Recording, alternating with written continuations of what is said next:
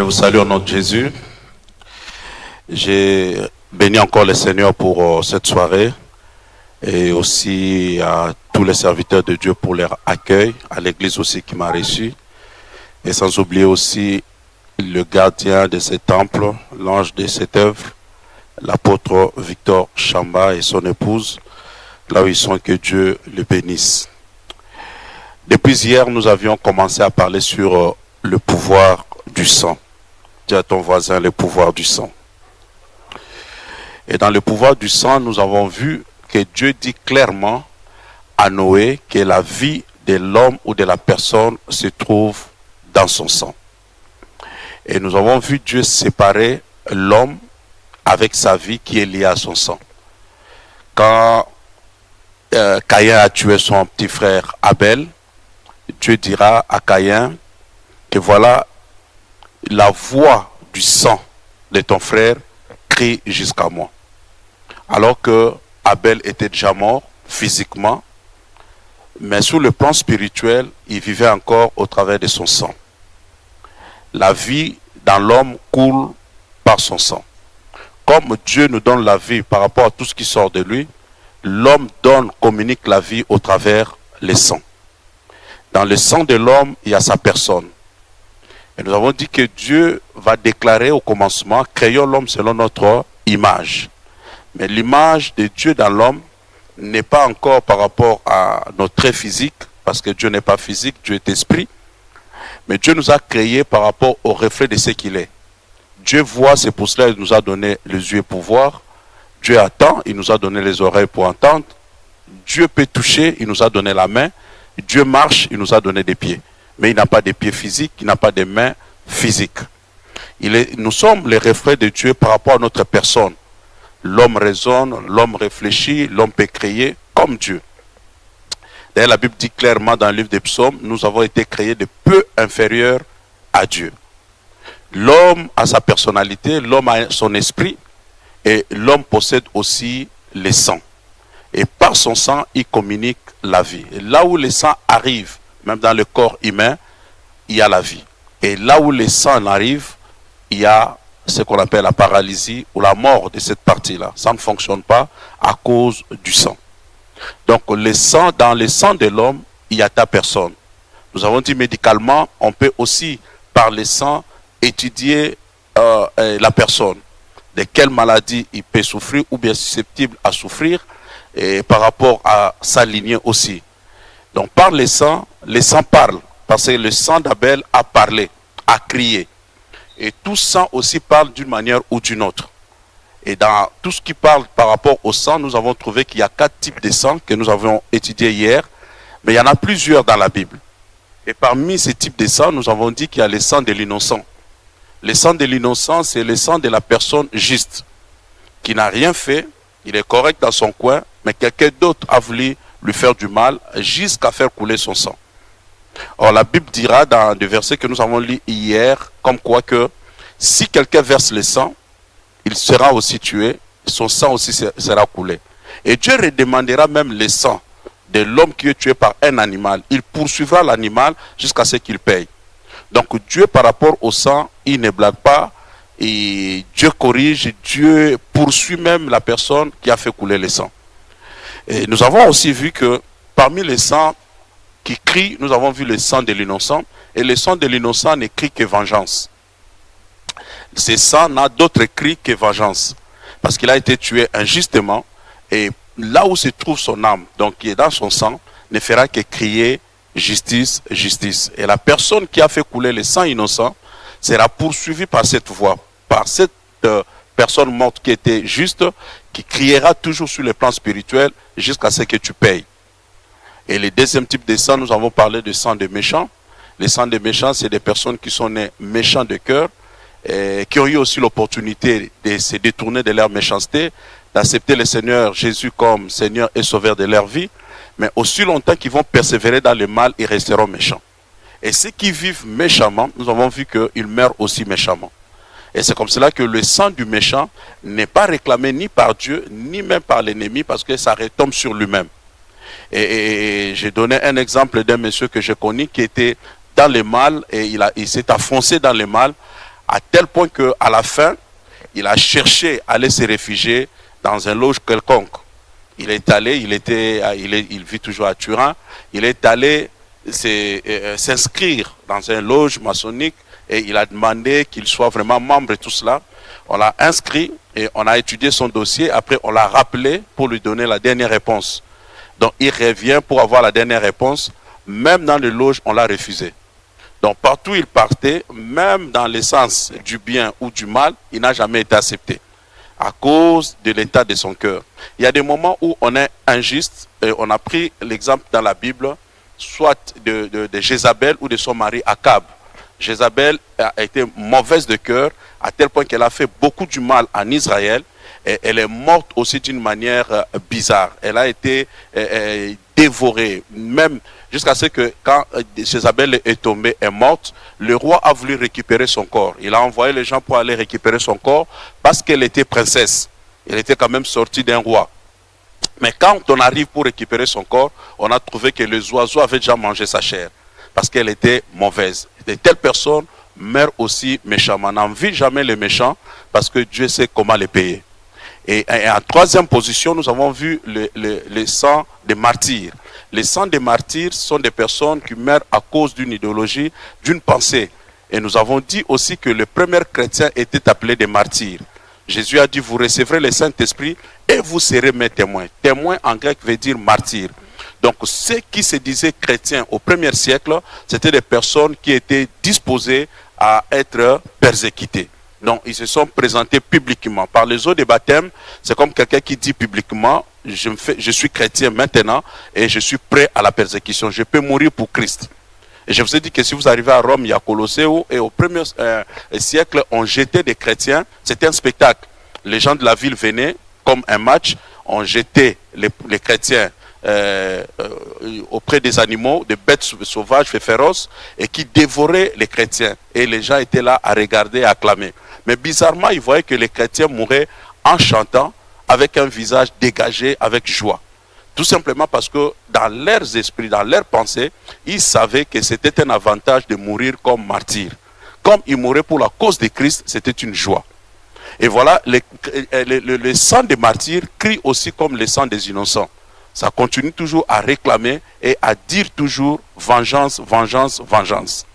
Et aussi longtemps qu'on n'a pas encore, où le sang des martyrs n'a pas encore, disons, fait payer son sang par ces bourreaux ou ceux qui l'ont tué, ce sang continuera toujours à crier. Je donne un exemple d'un martyr de chez nous qu'on appelle Lumumba, qu'on le veuille ou non, même par ceux qui l'ont tué. Aujourd'hui, son nom continue à être cité.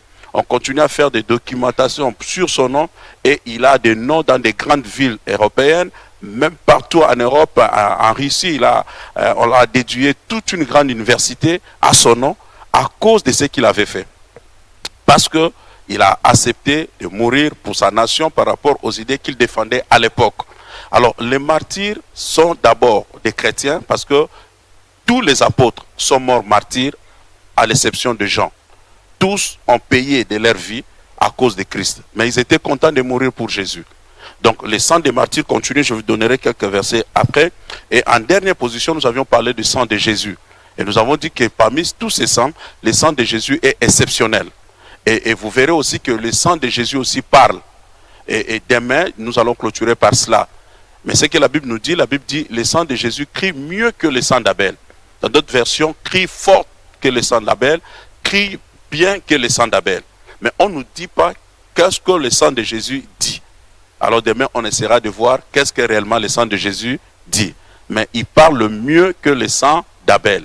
C'est un sang exceptionnel parce que ce n'est pas un sang qui est sorti d'un mélange, mais c'est un sang qui est sorti de Dieu. Le Dieu qui a créé le premier homme et qui a mis le sang dans ses veines, c'est le même Dieu qui a créé Jésus comme homme et il a posé aussi un sang. Mais le sang de Jésus n'est pas le sang de Joseph ni de Marie. C'est un sang pur, c'est pour cela que Jésus pouvait vaincre le mal jusqu'à là à la croix et mourir. Il pouvait beau prêcher. Ces paroles sont là, nous sommes aujourd'hui là en train de parler de ce qu'il avait déclaré. Mais ce qui a rendu effectif son travail, c'était parce qu'il a versé le sang. À cause du sang que nous sommes là. C'est le sang qui nous a réunis. Et sur le plan spirituel, j'avais dit que le sang, c'est une monnaie d'échange. on paye tout par le sang. Et tout est purifié selon la Bible par le sang. Amen. Donc le sang est très important. Le sang, c'est ta vie. C'est 5 litres dans ton corps, mais c'est très très important. Et aujourd'hui, nous allons voir les péchés du sang. Dis à ton voisin les péchés du sang. Il y a, normalement, nous les prêchons, nous disons tout est péché et tout ce qui est mal est mal. Mais dans la catégorie des péchés, les péchés qui touchent le sang sont considérés autrement dans la Bible. Amen. Amen. Mentir à mon frère, c'est un péché. Voler, c'est un péché. Je peux pécher de plusieurs manières. Péché n'est pas encore un mot un religieux. Péché, c'était un mot sportif. C'était lors des premiers Jeux olympiques qu'on a parlé de péché. Par rapport au jet de... Comment on appelle ça? De lancer des flèches. Hein? Je ne sais pas trop bien. Javelot, mais plus de flèches par rapport à un but. C'est quoi? Les flèches. Ok. Alors, celui qui lançait et qui atteignait le point vraiment culminant, celui-là réussissait. Celui qui allait, ou bien sa flèche allait toucher à gauche et à droite, il avait raté les cibles, on disait qu'il a péché. Donc, péché veut dire ne pas toucher, atteindre les cibles. Donc, ce que tu devais faire normalement, si tu ne le fais pas, tu as péché. C'était un peu ça. Alors, c'est ce mot-là qui a été emprunté au 1er siècle pour le mettre dans la Bible, pour nous parler de rater les cibles, de rater son but, de rater sa vie. Je devais faire du mal. Quand je n'ai pas fait du mal, j'ai péché. Alors, le péché maintenant a plusieurs catégories. D'abord, la Bible va dire que la Bible parle de péché, mais la Bible dit que celui qui pêche contre son propre corps. Donc, il y a un péché qui touche le corps. Et il dit que la Bible lui donne une autre catégorie, une autre dimension par rapport à ces péchés-là. Et dans les péchés, nous voyons aussi des péchés qui n'ont pas un lien avec le sang. Mais il y a d'autres péchés qui sont liés au sang. C'est de ces péchés-là que je vais en parler. Les péchés qui sont liés au sang sont des péchés très graves.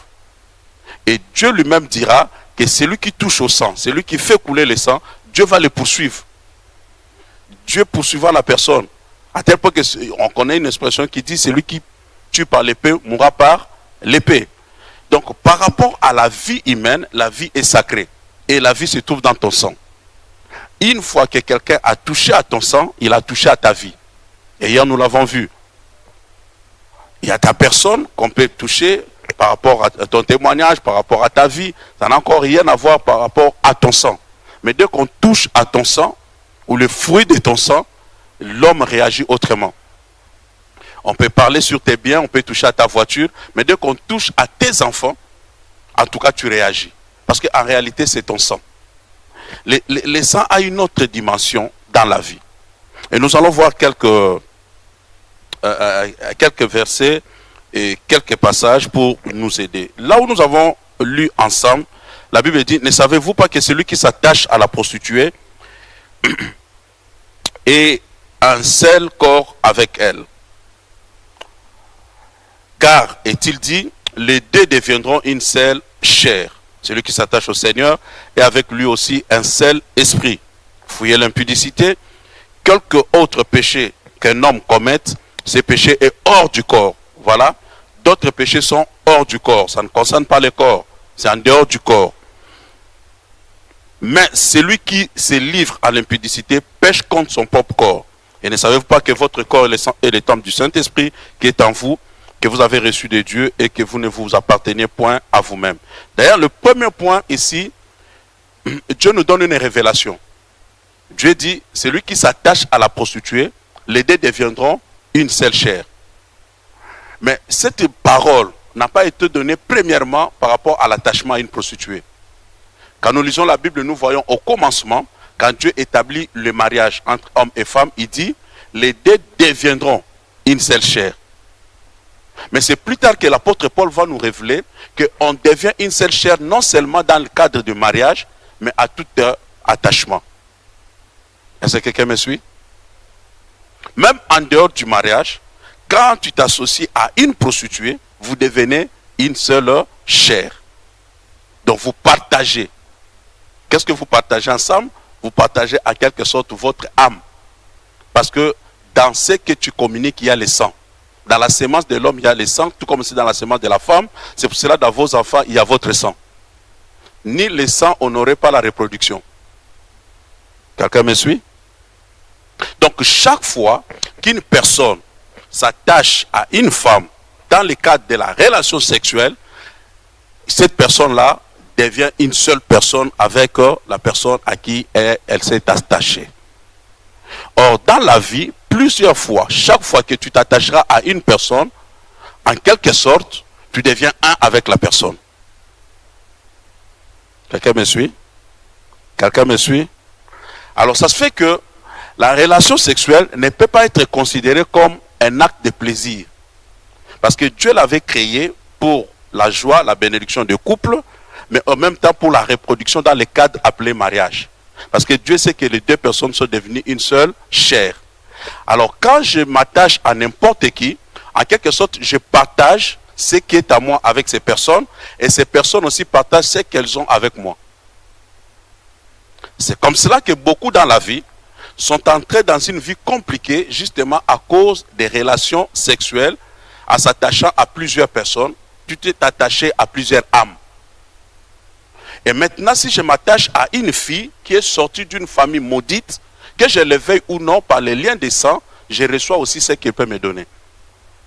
Tout comme aussi un homme qui a une malédiction quelconque, je m'attache à la personne, ce n'est pas seulement dans le cadre de plaisir, mais dans le cadre de devenir un selon la parole.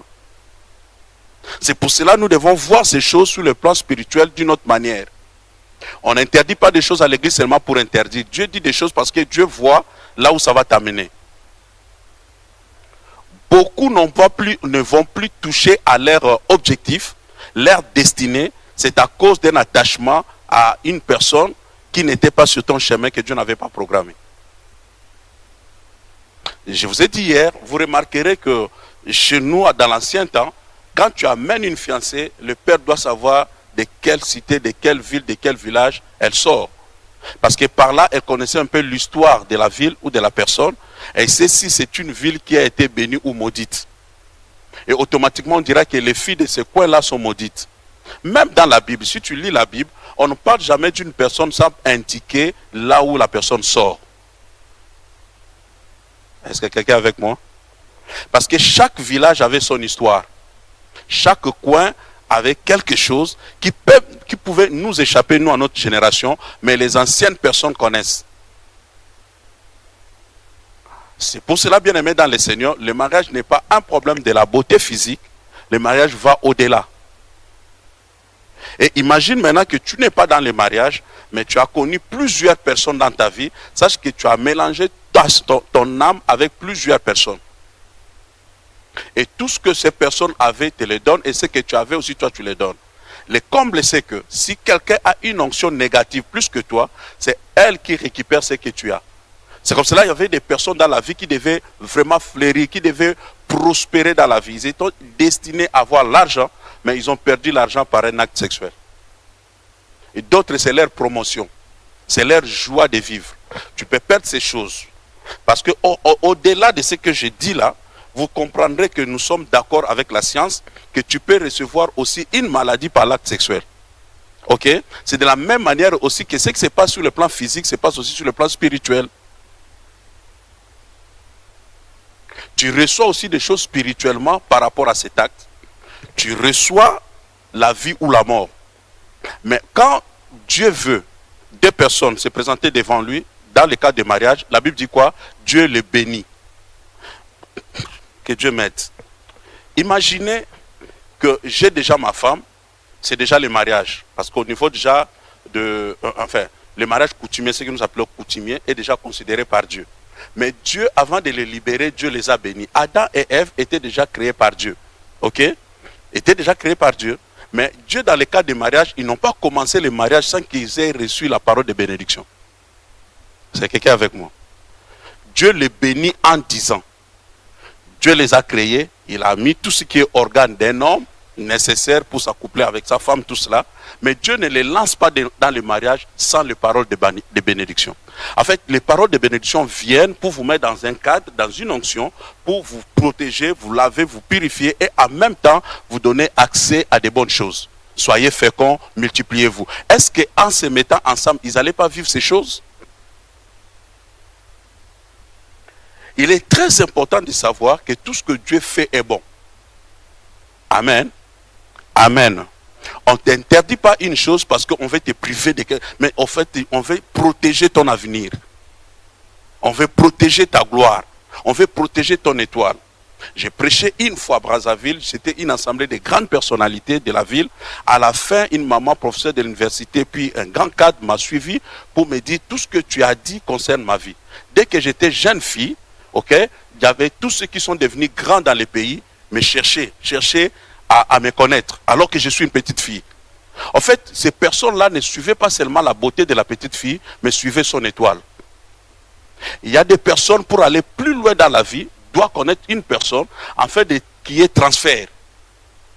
En fait, il restera quelque chose de toi, et toi, tu ne le sais pas. Beaucoup de gens ont perdu même leur beauté physique. Quelqu'un va dire, ah, elle grandissait très belle, mais à un certain moment, c'est comme si elle a tout perdu. Mais tu ne sais pas quand est-ce que tu as perdu cela. C'est pour ça que l'Église nous enseigne pour nous réencadrer et nous préparer à un avenir heureux et glorieux. Alors, amen.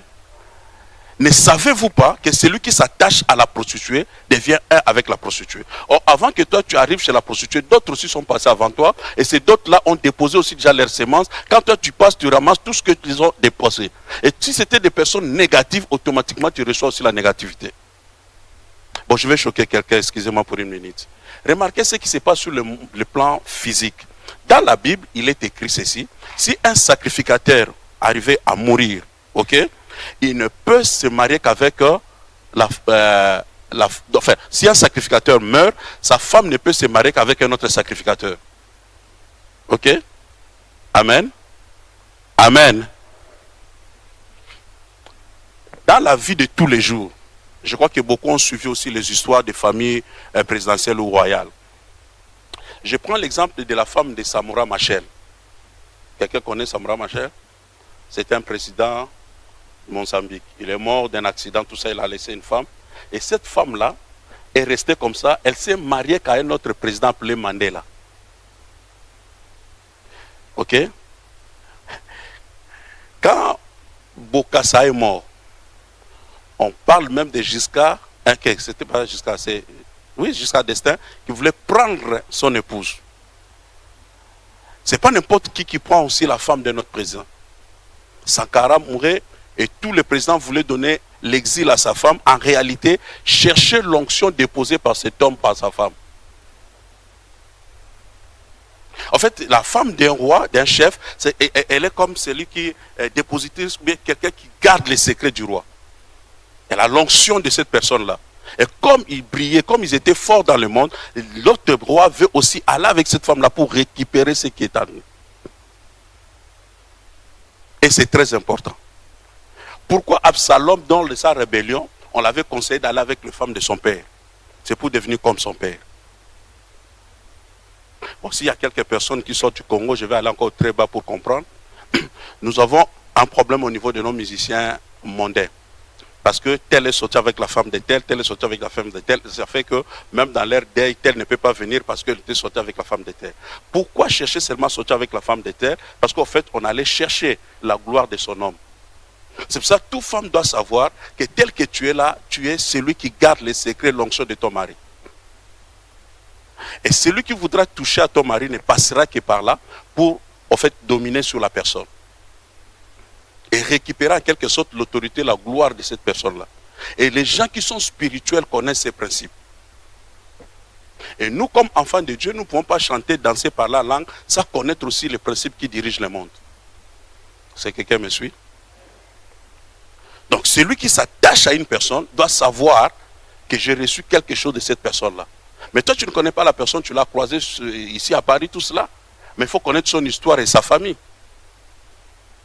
En Israël, on ne pouvait jamais parler d'une personne sans parler de sa source, d'où il sort, de qui il est fils.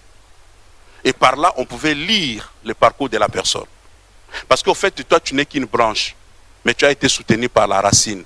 On doit comprendre tes racines. Beaucoup de choses dans la vie, on l'a fait par ignorance, par juste un sentiment. Et quelqu'un a dit, c'est que tu sens tes mains.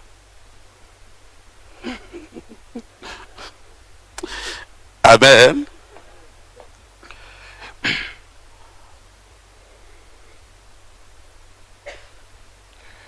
Celui qui s'attache à la prostituée, la Bible dit, devient un avec elle. Mais c'est trop bizarre. Quant au mariage, hein, ça c'est Bertrand, la Bible dit, celui qui s'attachera à sa femme deviendront. C'est comme si dans les mariages, ça doit prendre un temps de processus. Mais dans l'impudicité, c'est direct. Les deux deviennent un. Est-ce que quelqu'un m'a suivi? Dans tout ce qui est mal, ça passe vite. Or, le Dieu de la Bible, c'est un Dieu de sémence et de croissance. Tout ce qui est bien commence petit et ça grandit. Vous allez vous mettre ensemble et les deux deviendront une seule chair. Avec le temps, vous allez vous connaître et devenir une seule chair. Mais dans le cadre de l'impudicité, la Bible dit les deux deviennent. Du coup, au présent, directement. Parce que c'est le diable qui régit ce domaine-là. Et tout ce qui est lié au diable est lié aussi au sexe très souvent. Le sexe est bon, c'est créé par Dieu et c'est pour un but. Mais quand c'est pris dans un autre sens, ça devient un canal de faire passer la malédiction ou la sorcellerie. C'est pour cela que nous devons enseigner à nos enfants de savoir garder leur corps car c'est le temple du Saint-Esprit. Alléluia. Alléluia.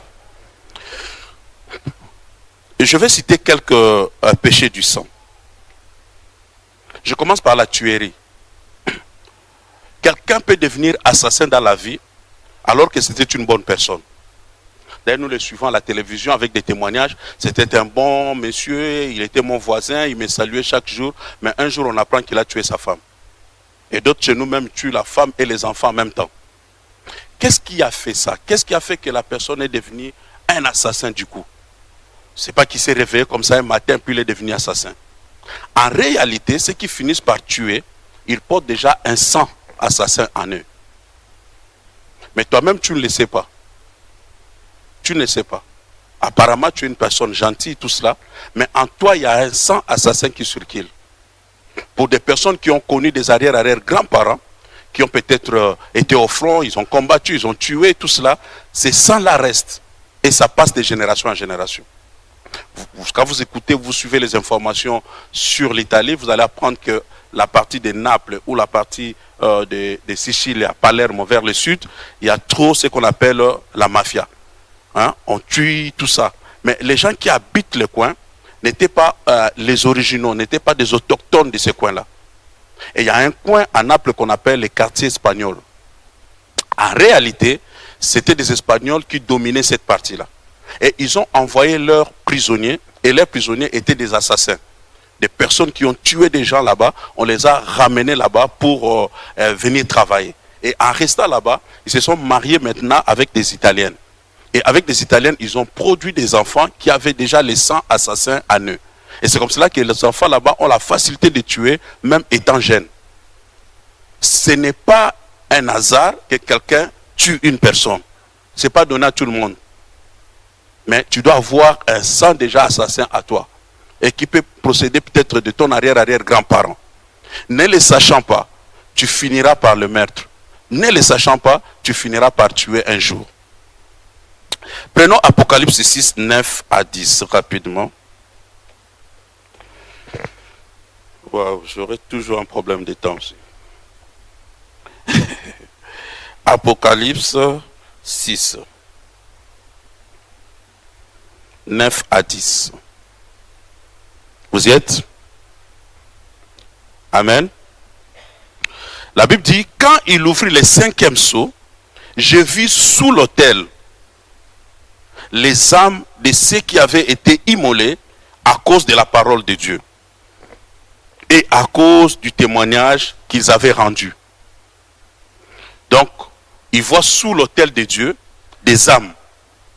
Mais ces âmes-là sont de ceux qui ont été immolés, tués, ils sont passés par le feu à cause de la parole de Dieu. Donc c'était lors de la persécution de l'Église et à cause du témoignage qu'ils avaient rendu. Mais ces âmes-là crièrent fortes en disant, jusqu'à quand, maître, saint et véritable, tardes-tu à juger et à tirer vengeance de notre sang sur les habitants de la terre? Amen. Les sangs innocents crient toujours vengeance, les sangs des martyrs crient toujours vengeance. Mais bizarrement, ces sangs te précèdent devant le trône de Dieu. Ils sont déjà sous l'autel de Dieu et ils ont la facilité déjà de parler à Dieu.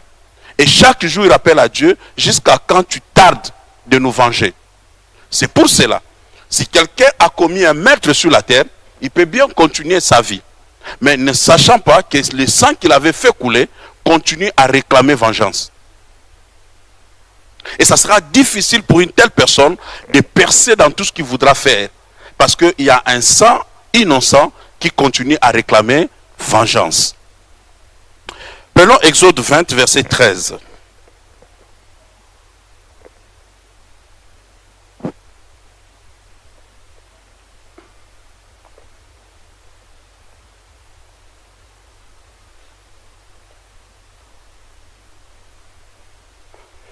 Quelqu'un est arrivé? Exode 20, verset 13. Que dit la Bible?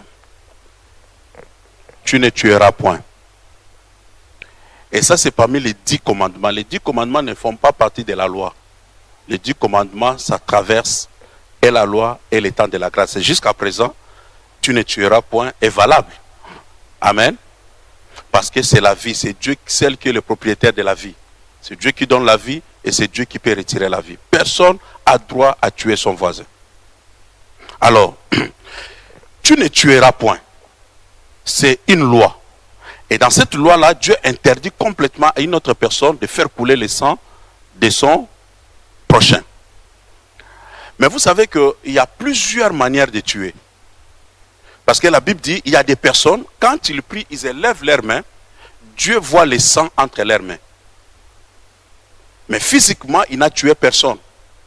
Mais Dieu dit, quand ils élèvent les mains, Dieu voit le sang. Je prêchais dans une église à Paris, je demande à toute l'assemblée de lever les mains, on va prier. Et j'ai vu un monsieur, j'ai remarqué qu'il y avait un monsieur derrière, il était un peu gros bras comme ça, il ne soulevait jamais les mains. Après le culte, je dis, mais j'ai remarqué que toi, tu ne soulèves jamais les mains pour prier. Il dit, non, mais homme de Dieu, je voulais seulement te dire que je ne suis pas encore prêt, parce qu'en fait, dans ma vie, j'ai déjà tué plusieurs personnes, mais j'ai encore un projet de tuer un dernier, et après, je vais commencer à soulever les mains. Il fréquentait déjà l'église, mais avec le projet de tuer encore un dernier, et après, il va se mettre en ordre pour commencer à soulever les mains. J'ai dit, ça, c'est grave. Amen. Donc, il est conscient qu'il a le sang entre ses mains et qu'il ne pourra pas soulever ses mains. Mais combien de nous, nous sommes hypocrites que cet homme-là, nous continuons à soulever les mains. Or, Jésus dit, si tu dis à ton frère Raka, tu l'as appelé imbécile, tu l'as déjà tué. Il y a des gens qui ont tué dans leur cœur. Quand ils voient la personne, ils disent, je souhaite même sa mort. Tu l'as déjà tué. En priant, tu soulèves tes mains, Dieu voit le sang. Et Dieu te considère comme un assassin. Tu es aussi considéré aussi comme quelqu'un qui a un péché de sang. La haine dans ton cœur va te tuer toi-même. Te privera de ta bénédiction. Vous savez quoi? Si je donne un mauvais témoignage sur ta vie, je t'ai tué.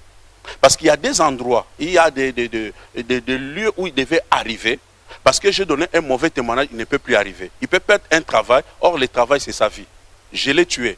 Il devait avoir un mariage, j'ai donné un mauvais témoignage sur sa vie alors que ce n'est pas vrai. Alors elle va manquer ce mariage, j'ai touché à sa vie. Je l'ai tué. Et devant Dieu, j'ai le sang entre mes mains. Combien de personnes critiquent des gens jusqu'à dire des faussetés, mais ne savent pas qu'ils sont en train de tuer. Il y a une parole que tu peux lancer. Ça peut te toucher comme une flèche. Ça te dérange plus que quelqu'un qui t'a mis un couteau. Et la personne ne dort plus à cause de cette parole-là. Tu l'as déjà tué. Il y a beaucoup de meurtriers dans nos assemblées sans le savoir.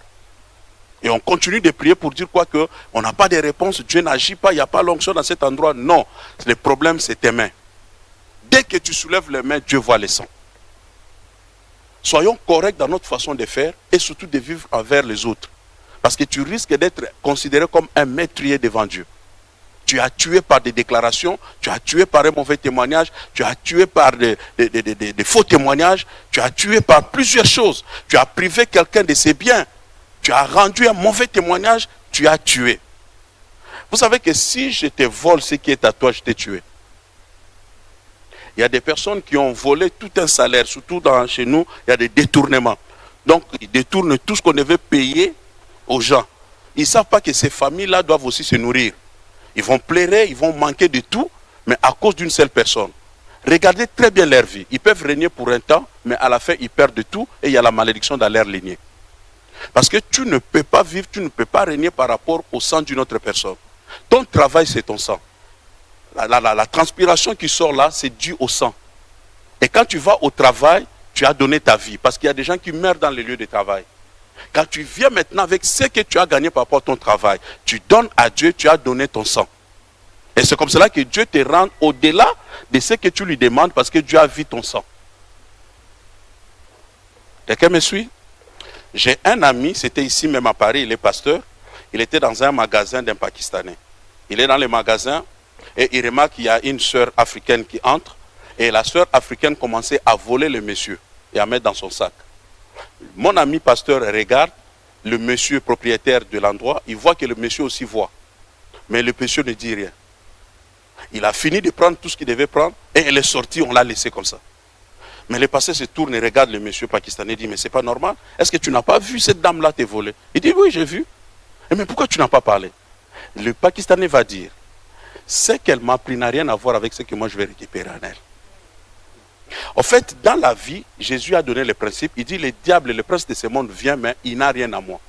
Si tu as quelque chose de quelqu'un, il a la supériorité et l'autorité sur toi. Tout ce qu'il dira, même s'il est païen, ça va t'atteindre. Et comme la dame avait pris quelque chose de ce monsieur-là, qu'il avait reçu par sa sueur, le monsieur automatiquement avait l'autorité spirituelle sur la personne. Donc il y a des gens qui se livrent eux-mêmes et ils vont mourir comme ça, cadeau, parce qu'en fait, ils ne savent pas vivre dans la vie. À cause des mèches, à cause de quelque chose de 10 €, tu vas donner toute ta vie. Il y a des personnes qui attendent que tu lui voles afin qu'ils puissent avoir raison. C'est un sorcier, mais toi tu ne le sais pas. On ne vole pas tout le monde.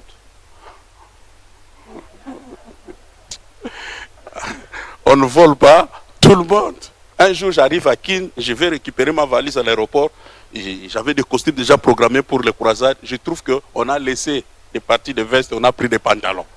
J'ai dit, mais ce monsieur, il risque trop dans sa vie. Mais Seigneur, épargne-lui. Je ne sais pas pourquoi il a pris. Parce qu'il a toute une famille. On ne sait pas qu'en prenant quelque chose d'une autre personne, vous ne savez pas que vous avez touché à son sang et automatiquement la personne a l'autorité supérieure spirituelle sur ta vie. Tout ce qu'il dira va t'atteindre. Épargnons nos enfants, aidons nos enfants, enseignons nos enfants à ne pas toucher à ce qui est à autrui. Il y a des gens qui sont devenus des voleurs comme ça, mais ils ne savent pas qu'ils ont tué d'autres personnes. Et en tuant d'autres personnes, ils sont maintenant qualifiés comme des criminels, des gens qui ont touché au sang. Est-ce que vous savez, un homme comme David, j'ai donné l'exemple quand on enseignait à les serviteurs, David c'est un homme qui aimait Dieu, et Dieu l'appelle l'homme selon mon cœur. Ok? Et c'est David qui a conçu le plan du temple. Et c'est David aussi qui a rassemblé les matériaux pour la construction du temple. Mais quand il veut commencer le travail, Dieu dit stop. Toi, tu ne peux pas construire. Mais pourquoi Dieu? Il dit parce que tes mains sont pleines de sang. Est-ce que quelqu'un est avec moi?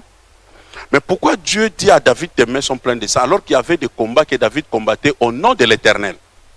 Le problème, ce n'est pas le combat de David de tous les jours. Ok? Le combat de David n'a rien à voir. Dieu l'a épargné de ce côté-là. Mais David a le sang entre ses mains quand il a tué Uri. Le mari Abed Sheba. Hein? Bathsheba, c'est ça? C'est là où il avait les mains. Parce que en fait, le monsieur était innocent. Comme David voulait couvrir son péché, il a monté quelque chose pour qu'on le tue. Et dès qu'on l'a tué, ce sang-là a compté comme péché et les mains de David étaient tachetées. Dieu dit, tu ne peux plus construire. Bien aimé, il y a des choses dans la vie, tu peux le louper étant chrétien, tu parles la langue à cause du sang. Est-ce que quelqu'un m'a suivi? Non, non. Si tu m'avais suivi, tu allais dire amen. Ou bien ça passe pas. C'est compliqué. C'est lourd. On arrête. Il est David, l'homme selon le cœur de Dieu. Mais Dieu l'interdit de construire les temples. Normalement, ces temples-là seraient appelés les temples de David. C'est lui qui a conçu, c'est lui qui a mis son argent, c'est lui qui a mis le matériel. Mais Dieu l'interdit de construire les temples et dit, c'est ton fils qui va le faire à cause du sang entre tes mains. Bien aimé, le péché de sang va t'interdire d'entrer quelque part, d'accéder à un certain niveau. Il y a des choses dans ta vie, il y a des gloires que tu ne toucheras point à cause du péché de sang. Évite le péché de sang dans ta vie. Ça va t'épargner à beaucoup de choses. David ne peut plus bénéficier de ces temples-là à cause du sang innocent qu'il portait. Beaucoup marchent, belles de figure, belles de taille, mais la gloire ne suit pas cette beauté-là. Pourquoi? Parce que quelque part, il y a quelqu'un qui réclame encore vengeance.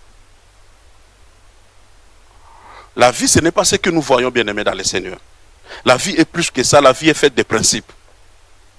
Et si tu n'es pas dans les principes de Dieu, et les principes de Dieu ne consistent pas seulement à être chrétien. Est-ce que vous savez que si un païen de bon cœur, ok, et suit les principes de la vie, il peut réussir sur la terre, mais il n'entrera pas au ciel? Amen. Vous n'avez pas remarqué quelque chose? Presque tous ceux qui ont été des héros ici, hein, qui ont été récompensés en leur donnant des documents, tout ça, la plupart sont des Maliens. Et quelqu'un dit qu'il y a quelque chose qui se passe au Mali ou comment. Mais normalement dans la vie, surtout, je ne sais pas s'il y a quelques personnes qui sortent de l'Ouest Afrique. J'ai fait Ouest Afrique chaque année. Ok. Ce que j'ai remarqué, il y a le respect, la considération de l'autorité parentale. Un enfant ne sort jamais de la maison sans la bénédiction de ses parents. Tandis que chez nous en Afrique du Sud, il faut sortir en cachette. Même les parents ne savent pas que l'enfant va voyager. Tu sors sans bénédiction, comment tu peux rester là où tu vas? C'est un problème. Mais en Afrique de l'Ouest, un enfant avant de se déplacer, il cherche la bénédiction de ses parents. Et quand un papa dit des choses, de bonnes choses sur ta vie, sache-le très bien que ton ciel est ouvert. Mais chez nous, les enfants font des choses en cachette. Hein? Ils ont des projets en cachette, sans la bénédiction ni de leurs parents, ni des parents spirituels. Mais tu crois réussir par rapport à tes talents. Ça ne marche pas comme ça. Parce qu'il y a dans la vie, il y a ce qu'on appelle la grâce. Il y a ce qu'on appelle une onction. Une onction, c'est une faveur qui t'ouvre les portes. Là où on te disait non, on te dit oui, tu ne comprends pas pourquoi. Et il y a des gens qui ont ça dans la vie. Ça n'a rien à voir avec ton intelligence, ta beauté, ta connaissance. Non, c'est une faveur imméritée qui vient de Dieu. J'ai parlé de quoi? J'ai parlé de la tuerie. Et j'ai dit que David a loupé d'avoir la gloire du temple à cause de quoi? Du péché des sangs. Parce qu'il avait le sang entre ses mains. Dieu interdit aussi l'incision. Lévitique 19, verset 28. Et puis Lévitique 21, verset 5. Bon, je vous donne les versets. Et puis, j'explique en cours. Dieu a interdit l'incision. Donc, personne peut, en quelque sorte, se blesser pour une raison quelconque. Or, il y a beaucoup de cas dans nos vies où, par rapport ailleurs, là où beaucoup sont sortis, ils se font des incisions. Et aujourd'hui, il y a, à la mode, il y a le tatouage. Mais il y a d'autres tatouages qui touchent au sang. Ça te blesse même, mais c'est pour marquer une personne, c'est pour marquer un événement. Et très souvent, j'ai vu des personnes qui ont marqué des hommes et des femmes de leur vie, mais à la longue, ce n'est plus ça. Ils cherchaient maintenant comment enlever ça. Et ça devient compliqué. Amen. Tout ce qui est incision, tout ce qui touche à ta chair et qui fait couler le sang, Dieu l'avait interdit dans la Bible. C'est parce qu'il y a un péché de sang dedans. Par ces choses-là, ça semble être facile. Et vous voyez, même ici, on parle plus de tatouages, mais chez nous en Afrique, c'est plus des incisions. Quand vous allez voir des marabouts, des sorciers, ou bien la famille est allée voir quelqu'un, on vous fait des incisions, on met des poussières, ce n'est rien. Mais par ces poussières-là, il y a des esprits qui sont entrés dans toi. Je connais un frère qui était à Naples, on a dû batailler pour sa vie. En fait, il s'est fait ce qu'on appelle des camos, des fétiches de la force. Mais on lui a mis une piqûre spirituelle. La piqûre se voyait. Hein? Comment on appelle ça? Les seringues. Ça se voyait dans le corps. Mais spirituellement. Si tu le touches comme ça, tu sens ça. Mais ça ne peut pas sortir. On a dû prier pour que ça puisse sortir, aller de la manière dont on l'a fait entrer. Parce que c'était d'une façon mystique. Mais si tu te donnes un coup par ces bras-là, tu es par terre. C'est tout ce qu'il a voulu avoir. Mais en mettant tous les démons dans son corps. Amen. Donc il y a des incisions, ça semble rien. On a mis juste des poussières, mais par ces poussières-là, ce sont des esprits qui sont entrés. Parce que les esprits sont esprits, mais doivent être représentés par quelque chose de matériel. Amen. Alors toi qui as été voir ces gens, ou bien amené par des parents, sache-les très bien qu'il y a eu un péché de sang en toi. Parce que le sang devait couler pour qu'on fasse ces choses-là. Et il y en a qui en ont plein, si pas en face, mais quelque part. Tout ça en cherchant toujours le salut. Il y a des pactes de sang. Le pacte de sang, c'est un péché devant Dieu et c'est un péché lié au sang. Des amoureux, ils sont ensemble, ils sentent que vraiment on s'aime trop, on doit faire un pacte de sang. On se blesse, tu bois mon sang, je bois ton sang, on se déclare des paroles. Mais on oublie que c'est un péché et ce sont des démons qui sont entrés en action. Dans ma vie, j'ai vu des personnes qui ont fait des pactes de sang, qui sont devenus presque des fous. Donc ils s'aiment tellement qu'ils sont devenus des fous. Et c'était trop grave. Et une jalousie vraiment à l'extrême. Et ça finit toujours par tuer quelqu'un. À cause de ces pactes de sang. Donc soyons limités, croyons en Dieu et suivons les instructions de Dieu. Et il y a un autre point, c'est l'avortement. Dans le point de l'avortement, il y a ce qu'on peut appeler l'avortement involontaire. Par rapport à un stress, par rapport à un choc, par rapport à quelque chose dans le corps de la femme, et elle n'a pas pu maintenir la grossesse est sortie, ça c'est autre chose. On doit prier pour ça, combattre aussi, parce que très souvent c'est lié à beaucoup de choses aussi spirituelles. Parce qu'il y a un sang qui va couler, quelque part dans le monde spirituel, il y aura bagarre. Parce que là où il y a le sang, soit le diable va en récupérer. Alors le problème de l'avortement c'est quoi? C'est que quelquefois, on raisonne comme les mondains. On se dit, comme on a des problèmes, on a telle situation, on a déjà plusieurs enfants, alors maman, papa, en tout cas moi je ne veux plus de cet enfant, je vais l'enlever, tout ça. Mais on ne sait pas que c'est un sang qu'on va faire couler. Et le sang qui coule, c'est un sang innocent. Parce que toi tu ne sais pas pourquoi Dieu vous a donné cet enfant. Tout enfant est important, c'est une bénédiction que la Bible dit. Maintenant, tu remarqueras dans la vie, même dans la Bible, tous ceux qui ont fait changer leur famille n'étaient pas même les premiers. David n'était pas premier de la famille. Joseph n'était pas premier de la famille. L'enfant que tu veux jeter là, tu ne sais pas qui il est et pourquoi il est venu en ce moment-là. Beaucoup de gens ont prié à Dieu, ont demandé des miracles, des changements dans leur famille. Dieu t'a donné un fils. Dieu t'a donné une fille. Mais toi, tu ne l'as pas voulu. Or, c'était la solution à ton problème. C'était la personne qui allait changer l'histoire de la famille. Mais on l'a jeté et on continue à prier encore Dieu. Le péché de l'avortement a atteint même l'église. Surtout les chrétiens même sont devenus des champions à ça. Parce que j'aurais honte, j'ai déjà 4 enfants, qu'est-ce que les gens vont dire? Tu ne t'es pas marié par rapport au regard des gens. Alléluia. Avoir 5, avoir 6 enfants, avoir 7 enfants en Europe, ça devient comme un scandale. C'est faux. Le Dieu qui donne, si on a la foi, tu verras qu'il est capable de vous soutenir, de vous bénir. Et c'est plus tard que tu comprendras pourquoi Dieu vous a donné ces enfants-là. Quelqu'un dira gloire à Dieu à cause des enfants qu'il n'a pas voulu recevoir. Lisez bien les histoires de plusieurs stars, de plusieurs personnes montées dans la vie. C'était des enfants qu'on n'a pas voulu. C'était des enfants qu'on n'a pas voulu. Et parmi des grands prédicateurs et prédicatrices que nous avons actuellement dans le monde, l'un d'eux que je ne citerai pas le nom, sa mère a été violée dans un parking d'une grande comment on appelle ça, supermarché. Mais dans tout ça est sorti un grand prédicateur. Le Dieu de la Bible sait les moyens et voies que Dieu peut emprunter, ça dépend que de lui. Ne parle pas comme tout le monde, ne vois pas les choses comme les mondains. Il y a un sang qui va couler et ce sang-là te sera redemandé. Et tu vas courir dans la vie, tu vas chercher le bonheur, tu vas prier, mais aussi longtemps que tu n'as pas réparé dans cette situation, le sang-là continuera à crier vengeance. Parce que le sang innocent crie toujours vengeance. Et surtout ici en Europe, quelqu'un peut arriver. Et il ne sait pas trop bien comment les choses se passent. C'est un chrétien qui va lui indiquer et le docteur, et l'endroit, et l'adresse. Il dit, moi je n'arriverai pas, mais c'était l'endroit. Bon, je n'ai pas, mais je vais t'assister. Assistance, tu fais partie. C'est compliqué. Hein? Toi qui as montré et le docteur, et l'adresse, cet enfant-là vous réclame. Il y a les viols et l'inceste. Je mets les deux ensemble. Mais je vais déjà d'emblée te dire que personne n'est violé innocemment. C'est toujours dû à quelque chose.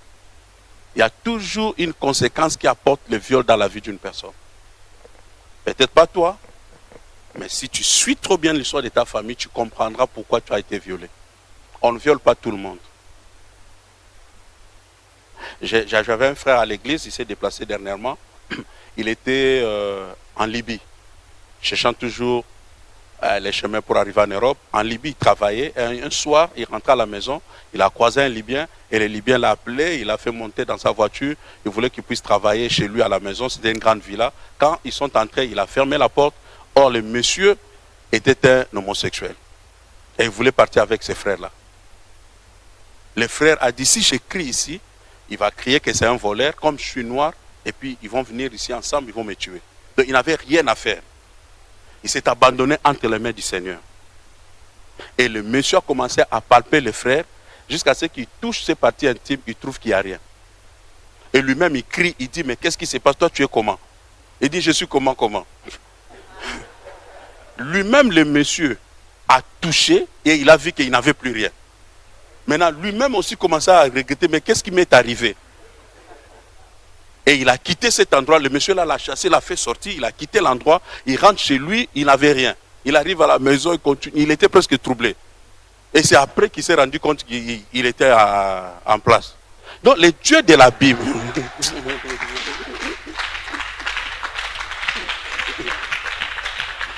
est-ce que je peux parler à quelqu'un? Ces frères-là, quand ils témoignaient à l'église, ma femme est témoin, moi-même j'étais choqué. Si Dieu peut le faire à un homme, Dieu peut le faire aussi avec toi. Le problème c'est quoi? Regardez bien l'histoire de la famille de David. L'histoire de la famille de David, il y a eu aussi le problème des viols. Mais le viol a commencé par l'acte que le père avait posé.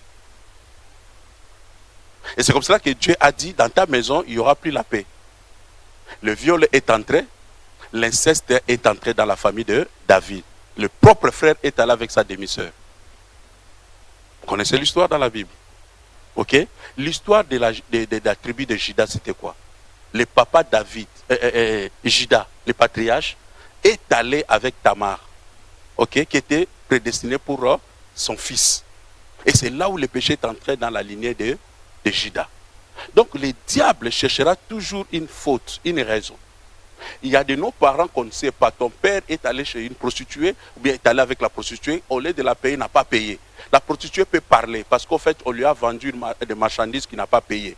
Et puis quand la prostituée dit que tes enfants vont payer, comme tu m'as fait ça, même l'un de tes filles, mais que tu le veuilles ou non, ça t'arrivera. Pourquoi? Parce que tu es sorti d'une lignée ou d'un parent qui a commis une faute. Et ça peut t'arriver de plusieurs manières, et parmi ces manières, il y a ce qu'on appelle le viol. Prie Dieu pour tes enfants et pour toi-même que ces choses soient coupées dans votre lignée. Ah, ton amen est faible. Je parle des choses qui concernent ta vie et ton futur. Les viols, l'inceste sont liés. Et très souvent, on n'en parle pas, même dans nos familles. Ce n'est pas des choses seulement qu'on retrouve en Europe. En Afrique aussi, il y a l'inceste. Des cousins et cousines, et de tout cela. Et chez nous, très souvent, si quelqu'un réussissait, il avait tous les clans dans la maison. Et il y avait des choses qui s'est passées, mais on faisait passer parce que c'est la famille. Or, on a fait passer un péché qui va descendre de génération en génération. Toi, tu es né de nouveau pour couper ces choses-là. Avec toi, ces choses-là ne peuvent plus continuer.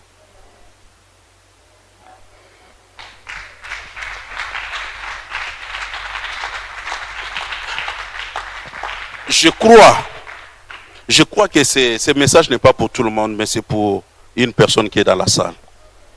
Je parle à une seule personne. Et je suis venu pour une seule personne, que cette personne soit bénie. Vous savez qu'il y a plusieurs choses qui se sont passées, même dans les familles qu'on n'a pas parlé. Il y a des filles, surtout ça, je vous conseille, ne le faites jamais. Qui a la grossesse d'un homme, mais à la longue, il trouve que cet homme-là n'est pas riche, il n'a pas de moyens, tout cela. Il va dire que c'est la grossesse d'un autre monsieur. On fait porter cet enfant à un autre monsieur. Bien aimé, ça peut durer des années, mais la vérité finira par arriver. Et tu ne vivras jamais dans la paix complète, parce qu'en fait, en toi, il y a une culpabilité. Le sang d'autrui, on ne fuit jamais avec. Et on ne le donne jamais à une autre personne. Soyez d'accord avec moi. Vous remarquerez que le sang innocent réclame toujours justice. Regardez les films policiers. On peut tuer quelqu'un. Ça peut passer 20 ans. Mais on ne saura pas comment un policier qui arrive piqué par une moustique, il soulève le dossier. On poursuit le monsieur jusqu'à la fin. Dernièrement, on vient d'arrêter un policier aux États-Unis de plus de 70 ans, qu'il avait tué des gens. Il croyait que c'était fini. Mais à la nuit de sa vie, on l'a attrapé à cause des sangs innocents qui criaient. S'il y a quelque chose qui t'arrive comme ça dans la vie, sois clean. Parle au monsieur, c'est ta grossesse, c'est ton sang. Parce que le fait de dire que ce n'est pas ton sang, tu es déjà dans le péché du sang et ça va te poursuivre toute la vie. J'en parle comme pasteur et je connais les cas. Que le Dieu de la Bible puisse nous aider à vivre bien dans la vie. Vous savez quoi? Tu peux faire semblant, mais voyez ces personnes même à quelques minutes de leur mort, ils ont des difficultés pour partir parce qu'ils ont des choses qu'ils doivent confesser. Mais pour toi, j'aimerais que tu partes dans la paix. Que tu bénisses les enfants de tes enfants.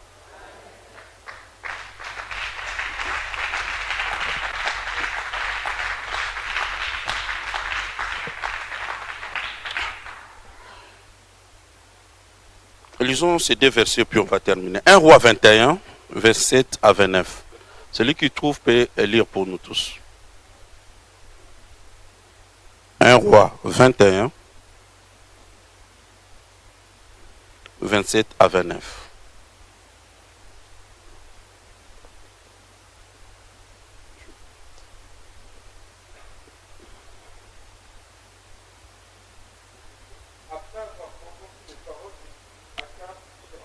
Akab déchira ses vêtements, il mit un sac sur son corps, il gêna. Oui. Les Tishbites reçoivent encore une parole de l'Éternel en ces mots. Tu as vu comment Akab s'est humilié devant moi? Parce qu'il s'est humilié devant moi, je ne ferai pas venir le malheur pendant sa vie. Ça sera pendant la vie de son fils que je ferai venir le malheur sur sa maison. Je vais parler du sang héréditaire. Il y a un péché du sang qui fera que ce n'est pas toi qui as causé ce péché-là, qui a posé l'acte. Mais comme tu es né dans cette famille-là, par hérédité, comme tu peux recevoir de cet homme, de ces parents-là, leur maison, leur bien, tu reçois aussi spirituellement ce qu'ils vont te déposer. C'est pour cela, béni sois-tu parce que tu es chrétien. En dehors de tout ce qui est matériel, tu laisses aussi comme un héritage à tes enfants l'Esprit de Dieu. Le problème, bien aimé, ce n'est pas encore les immeubles. Le problème, c'est que tu sois sûr que tes enfants vont réussir après toi. Amen. Amen. La Bible nous dit clairement, nous avons lu ensemble. Akab a péché. Mais Akab est allé pleurer devant Dieu. Il a mis les sacs, il a gêné. Et Dieu dit, comme il a gêné, je vais l'épargner. Mais cette frappe-là, que j'avais réservé à Akab, ça sera lors de son fils. Ok? Le fils arrive, il est né bébé, il grandit normalement, il n'a pas commis de péché, mais il est Akab par son sang. Il a le sang de son père, Akab. Et Dieu a prévu depuis fort longtemps avant sa naissance que je frapperai le fils d'Akab. Donc le monsieur est frappé innocemment, mais tout simplement parce qu'il est fils d'Akab. C'est pour cela qu'il est avantageux pour toi de recevoir Jésus. Parce que quand tu reçois Jésus, il y a un transfert. Tu quittes la famille biologique de malédiction et tu es ramené dans la famille de la bénédiction. Combien de personnes, tu n'as rien fait, mais ta vie est trop compliquée. Comme ce matin, j'ai rêvé pour une personne dans cette salle. Je ne sais pas où tu es, mais tu peux te reconnaître par rapport à ses rêves. J'ai vu une personne dans mon rêve qui était attachée, qu'on traînait comme ça sur la route et à une grande vitesse. Dieu m'a dit, il y a quelqu'un dans cette salle, sa vie n'est qu'une vie de souffrance. Et on continue de les traîner comme ça. Et quand on traînait la personne, c'est comme si sa chair tombait. Et ça va continuer comme ça. Si tu ne prends pas conscience lors de ces séminaires, quelque chose va t'arriver d'ici là. Ça sera que tu vas partir complètement, tu vas mourir. Alors Dieu veut arrêter cette chose-là. Parce que toi-même, tu vas te reconnaître par ses rêves et tu sauras qu'il y a quelque chose à faire pour sortir de là. Sinon, tu continueras à enchaîner. Les problèmes, les difficultés vont continuer à te poursuivre. Le Dieu de la Bible n'envoie pas sa parole comme ça au hasard. Mais Dieu envoie sa parole pour sauver. Ce n'est même pas pour te condamner. J'aimerais que cette personne puisse passer, soit maintenant ou après, pour une prière particulière. Parce que ta vie en dépend. Amen. Alors, par rapport à ces péchés, vous remarquerez qu'il y a beaucoup d'enfants, il y a beaucoup de personnes. Il n'a rien fait, il a bien étudié, il grandit normalement, mais sa vie est trop compliquée. Il ne comprend même pas qu'est-ce que je fais dans la vie. En réalité, ce n'est pas toi, c'est le sang que tu portes. Il y a eu une parole qui a été prononcée. Imagine que Israël veut passer Jéricho, Dieu prononce une parole. Dieu dit, celui qui cherchera à reconstruire le mur de Jéricho sera frappé par la mort de son premier-né. Imagine maintenant, il y a un roi qui est passé plusieurs siècles après, il a commencé la reconstruction du mur sans renseignement. Et il a été frappé par la mort de son premier-né. Il termine le mur, c'est le cadet qui va mourir. Il y a des choses, il y a des paroles qui ont été prononcées sur nos vies, sur nos familles, que nous devons contrôler. Nous devons nous renseigner, nous devons parler avec nos parents. Quand ils sont encore vivants, il faut savoir qu'est-ce qui s'est passé dans la famille. Ça va t'aider et t'orienter dans ta prière. Sinon, on prie, mais on prie mal. Que le Dieu de la Bible te donne la révélation. Alors voilà, le fils de cet homme-là va mourir comme ça, va avoir des problèmes dans la vie, non à cause de lui, mais à cause de ses parents.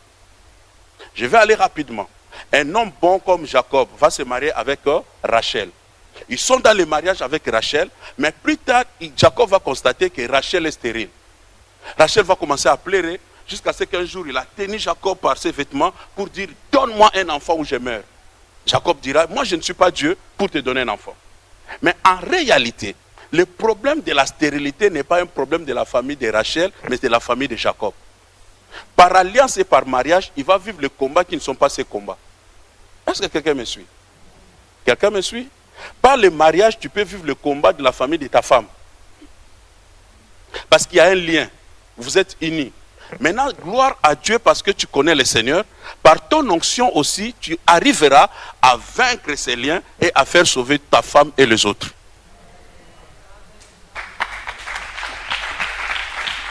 Il y a des combats de famille. Il y a des combats de famille. Rachel, quand elle arrive dans ce foyer-là, elle ne sait pas que la grand-mère, arrière-grand-mère de Jacob, Sarah, était stérile. Rebecca aussi était stérile. Ce n'est pas le problème de la famille de Rachel, c'est le problème de la famille de son mari. Mais par mariage, elle va subir aussi le même sort. Il y a des choses qu'on viendra trouver comme ça dans la vie. Et si tu comprends ça étant enfant de Dieu, tu vas changer la manière de prier. Tu vas condamner personne, mais tu vas affronter ces esprits et déclarer des paroles afin que cela puisse s'arrêter. Et je crois et je prie Dieu, je lève ma main pour ta vie, que ces choses s'arrêtent dans ta famille. Ça ne va plus continuer avec toi. Ça va s'arrêter au nom de Jésus. On va terminer par ici. 2 Rois 2, 19 à 22.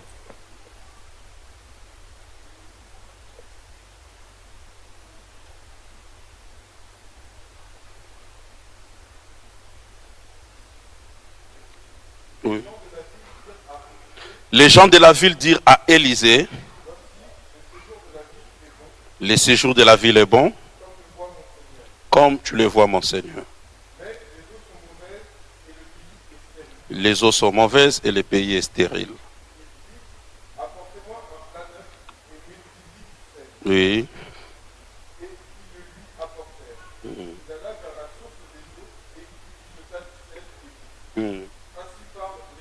Oui.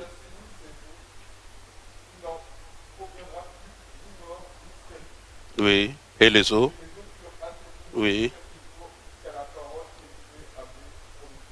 Parole de l'Éternel. Est-ce qu'on peut déjà acclamer cette parole? On va s'arrêter là, Gloire à Dieu. Suivez-moi bien, parce qu'après ici on va prier. Élisée, c'est le fils spirituel d'Élie, le grand prophète. Élie va partir devant lui et il reçoit la double portion en restant avec le manteau de son père spirituel. Pendant cette période, il va habiter cette zone appelée Jéricho.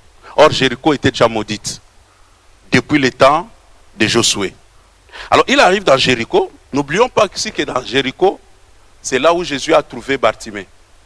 Jéricho, c'est une ville de problèmes, de difficultés, parce qu'en fait, il y avait une malédiction qui était suspendue sur la ville. Maintenant, quand il arrive dans Jéricho, il pose la question, comment est la ville? Comme j'arrive ici à Chartres, je demande comment est la ville. On va me parler de cathédrale, on va me parler de tout ça. Alors, on répond à ces prophètes comme quoi? Que les eaux sont mauvaises, le séjour de la ville est bon, mais comme tu le vois, mon Seigneur, mais les eaux sont mauvaises et le pays est stérile. Un beau pays, mais il y a la stérilité. Donc, il n'y a pas la reproduction. Rien ne pousse. Personne n'avance. Il y a un problème ici. Alors, l'homme de Dieu dit, apporte-moi un plat neuf, mettez-y du sel, et ils lui apportèrent. Et il est allé où? À la source des eaux. Amen. Il est allé où? À la source des eaux. Vous savez que toi, tu es né pour un but. Dis amen avec moi. Tu n'es pas enfant de Dieu par hasard. Et Dieu a dit, au temps de la fin, vos fils et vos filles feront quoi? Prophétiseront. Un prophète, c'est celui qui parle sous l'onction du Saint-Esprit. Ok? Tel que tu es là, tu es l'Élysée de ta famille. Quand tu arrives et que tu trouves que les eaux sont amères et que le pays est stérile, il y a un travail que tu dois faire. Et c'est ce travail que tu vas faire ce soir. Qu'est-ce qu'Élisée fait? Il va à la source. Nous ne connaissons pas les patriarches de ta famille. Celui qui a commencé l'arrière-grand-parent, on ne le connaît pas. Mais ce que je sais, l'onction et la prophétie va au-delà. Touchera ta source. Tu parleras à ta source. La Bible dit quand il a versé le sel, il a prononcé des paroles. Il dit il y aura plus de stérilité, il y aura plus de problèmes dans ces pays, sinon à ma parole. Et à la fin, la Bible dit, et à cause de ces paroles, la stérilité s'est arrêtée. Je crois de tout mon cœur que ce soir, quelqu'un va se lever comme l'Élysée de sa famille. Tu vas parler à ta source. Je ne connais pas l'arrière-grand-parent du côté de ma mère ou du côté de mon père. Mais par la grâce et l'onction de Dieu dans ma vie, je viens assainir ma lignée au nom de Jésus. Oh, dis amen bien. Tu es un prophète. La vie et la mort sont au pouvoir de ta langue. Et je bénis Dieu ici, il y a des mamans, tout ça, peut-être d'autres aussi ont leur maman, leur papa encore en vie.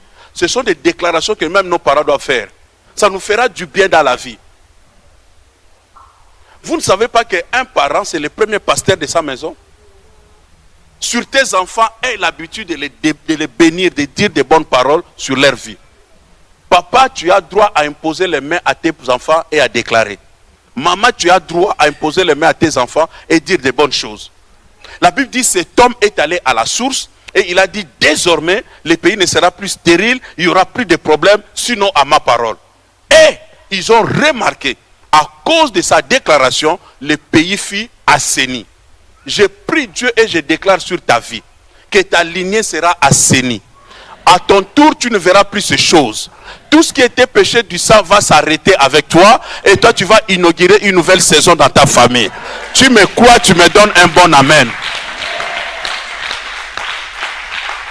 Ta parole compte, ta déclaration compte, ta ta prière compte. Tu ne pries pas en vain. Tu ne pries pas pour échouer. Tu as reçu Jésus pour changer l'histoire. Et avec toi, l'histoire va changer. Quel que soit ce que mon arrière-grand-parent a fait, ce que mon père a fait, mais ce que je sais à mon tour, je me lève comme un prophète de la maison et j'arrête ces conséquences des péchés. Je déclare que ma famille est assainie, il n'y aura plus de problèmes, mes enfants ne vivront plus ces problèmes, l'échec est loin de nous, la réussite est devant nous, la pauvreté est loin de nous, la richesse est devant nous. Je le crois et je le déclare au nom de Jésus. Remarquez, vous êtes à France ici, je crois même à Paris. Il y a un fils de Wea qui joue au football, je crois dans Paris Saint-Germain. Ok? Il y a eu le fils aussi de les Ghanéens, comment il s'appelait? Abedi Pelé, qui ont joué. Ok? Donc en fait, en Italie, on les appelle les figli d'arte. Tu es né d'un père médecin, facilement l'enfant peut faire la médecine et réussir. Ok? Donc c'est dans les sangs. Ces enfants-là jouent au football. Même l'enfant de Drogba, il joue au football. Il joue au football spontanément, naturellement. Parce qu'en fait, ils ont hérité cela de leur père. Alors j'ai dit à quelqu'un, toi aussi tu pries et la vie de Dieu est à toi. À ton tour aussi, tu vas produire des enfants qui seront comme toi et qui auront la nature de Jésus. Ah, tu ne m'attends pas bien. Je vois l'histoire de l'échec sera conjuguée au passé. L'histoire de la pauvreté, de la stérilité dans ta lignée sera conjuguée au passé. Et je déclare que dans ta vie, tu vas prononcer un autre verbe. Tu diras il y avait, mais il n'y a plus. Ah, tu ne me crois pas. Tu diras il y avait dans ma famille. Il y avait la stérilité dans ma famille. Il y avait la pauvreté dans ma famille. Et je crois en toi, dans tes ADN, il y a la richesse. Dans cette famille où tu appartiens actuellement, personne n'échoue. Dans la famille de Dieu, on peut commencer avec des problèmes, mais on finit toujours par la réussite. Je déclare que tu verras la réussite. Avant la fin de cette année, toi, tu vas témoigner. Non, tu ne m'attends pas. Laissez-moi parler à ton voisin. Je dis, ton voisin va témoigner avant la fin de cette année. Tu n'es pas né pour échouer. Tu n'es pas né pour être en arrière. Tu n'es pas né pour acclamer les autres. Le temps est arrivé, on t'acclamera aussi. On acclamera aussi tes enfants. On parlera de vous aussi, mon Dieu, mon roi. Laisse-moi dire à quelqu'un, tu as droit à réussir dans la vie. Tu n'as plus le sang de tes parents. En toi circule le sang de Jésus. En toi circule le sang de Jésus. L'histoire de l'échec, l'histoire des problèmes, des difficultés seront conjuguées au passé. Quel est Dieu de la Bible qui t'a aidé à suivre ce message, t'amène dans une autre dimension? Tu dois croire en toi-même. La Bible dit, quand nous recevons Jésus, il y a un transfert qui se fait. Nous quittons le royaume des ténèbres et il nous transporte dans le royaume de la lumière de son Fils. Dans le royaume de son Fils, tu ne peux plus apparaître avec des problèmes. Parce que le royaume, c'est le royaume de la lumière. Si tu as un habit acheté ou bien il y a des huiles partout, quand tu es sous la lumière, ça se voit clairement. Ok? Alors quand il y a transfert, quand Dieu te fait quitter de ténèbres à la lumière, pendant ce transfert-là, Dieu te lave. Ah, tu ne m'attends pas bien. J'ai dit, après ce séminaire, tu vas atterrir dans le royaume de la lumière. Et dans le royaume de la lumière, on verra que tu es en train d'éclater. On ne verra que la gloire. On verra que le changement. Est-ce que je peux parler à quelqu'un? J'ai dit, on oubliera ton histoire du passé. Quelqu'un pour te regarder, il doit frotter les yeux 2 fois. Je vois ton ennemi se gratter la tête et poser la question, est-ce que c'est lui ou ce n'est pas lui? Non, non, non, non. Est-ce que je parle à quelqu'un ici? J'ai dit, l'histoire va changer. Et non seulement l'histoire va changer, Dieu va te mettre sous le projecteur. J'ai dit, le temps est arrivé qu'on te voie bien. Ta beauté va sortir. Ta gloire va sortir. Tes talents vont sortir. J'ai dit, tes grâces vont sortir. Ton élévation va sortir. Parce que tu ne portes pas le sang de tes parents, mais en toi, il y a un sang glorieux. Il y a un sang pur. C'est le sang de Jésus. Le sang de Jésus n'échoue pas. Je vous ai dit hier, le sang de Jésus est compatible à toutes sortes de sang. Que tu sois O positif, le sang de Jésus sera collé à ton sang. Que tu sois un sang de malédiction, quand le sang de Jésus arrive, c'est le sang de bénédiction. J'ai dit, il est venu pour un changement. Et tu l'as accepté pour un changement. Tu n'es pas devenu chrétien pour être toujours en arrière et envier les autres. Dieu t'a pris de derrière pour te mettre aussi en première position. Je crois de tout mon cœur, toi aussi tu vas sourire. Un temps arrive, tu vas sourire le matin, à midi et le soir. Tu vas cuisiner, tu es en train de sourire. Tu es en train, oh my God, je vois quelqu'un en train de repasser, il est en train de sourire. Tu conduis, tu es en train de sourire. Tu prends ton bain, tu es en train de sourire. Que ce soit la dernière fois de pleurer de tristesse dans ta vie. Oh, donne-moi un amen bien. J'ai dit que ce soit la dernière fois de pleurer de tristesse dans ta vie. Les pleurs qui vont suivre après demain, ça sera des pleurs de joie. Tu pleures à cause de l'élévation. Ah Dieu, vraiment, vraiment. Oh! Donne-moi un amen bien. Un amen puissant. Un amen de personnes qui ont le sang de Jésus. Un amen d'une personne qui a quitté le camp de l'ennemi. Oh, tel que tu acclames, Dieu change ta vie. Tel que tu acclames, Dieu change tes enfants. Tel que tu acclames, Dieu enlève la malédiction. Tel que tu acclames, Dieu dépose la bénédiction dans ta vie. Tu réussiras au mois de janvier. Tu réussiras au mois de mai. Tu réussiras au mois de septembre. Tu réussiras au mois de novembre. Tu réussiras au mois de décembre. Tu réussiras dans tous les mois. Dans le nom de Jésus. Laisse-moi dire à quelqu'un ici, tu ne mourras pas d'une crise cardiaque. Tu ne mourras pas d'une crise de AVC. Oh, comment on appelle cela? Toi, tu mourras tranquille. Tu mourras vieux ou vieille. Tu verras les enfants de tes enfants.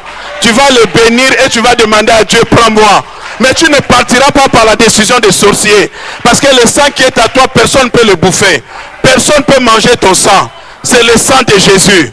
C'est un sang incombustible. Toi, tu es devenu très dangereux tel que tu es là. Le sang de Jésus, c'est le sang précieux. Élève tes mains là où tu es. Élève tes mains là où tu es. Que le Dieu de la Bible, le Dieu qui t'a envoyé ce message, puisse étendre sa main, te visiter maintenant et te toucher de la tête au plan des pieds.